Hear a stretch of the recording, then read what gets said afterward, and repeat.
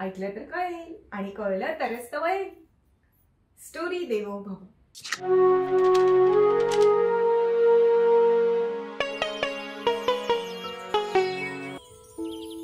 पाच बेडूक होते.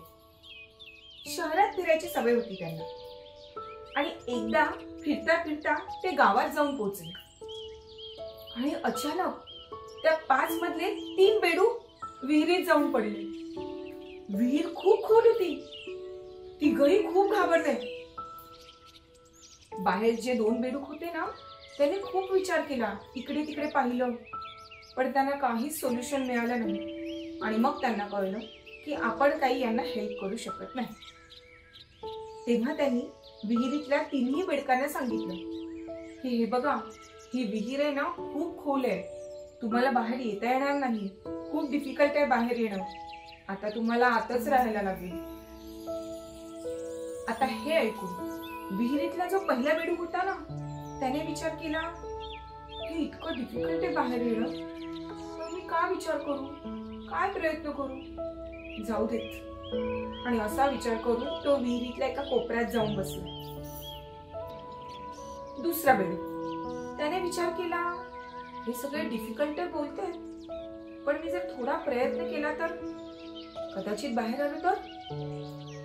असा विचार करून त्याने प्रयत्न करायला सुरुवात केली. जंप करत करत करत जवळजवळ तो अर्ध्या विहिरीपर्यंत आला.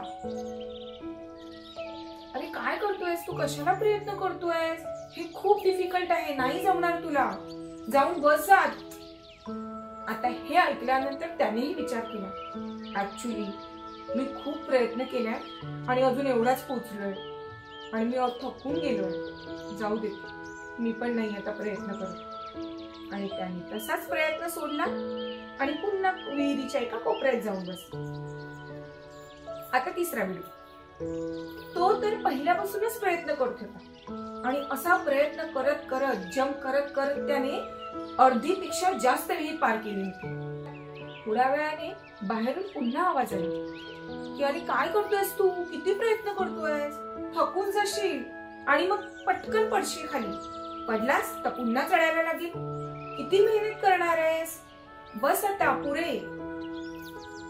तरीही तो तिसरा बेडूक होता ना, तो कंटिन्युअस प्रयत्न करतच राहिला.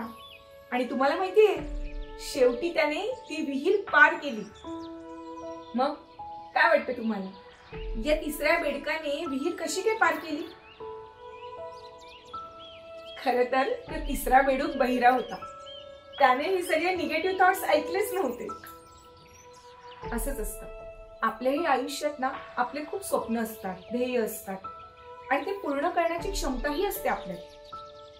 पण हे जे आजूबाजूचे नकारात्मक विचार असतात ना, तुला हे जमणार नाही, तुझ्यात तेवढी क्षमताच नाहीये, याला खूप कॉम्पिटिशन आहे, हा नको जाऊ तिथे, किंवा ह्या गोष्टीला यशच येत नाही, सक्सेस रेट खूपच कमी आहे.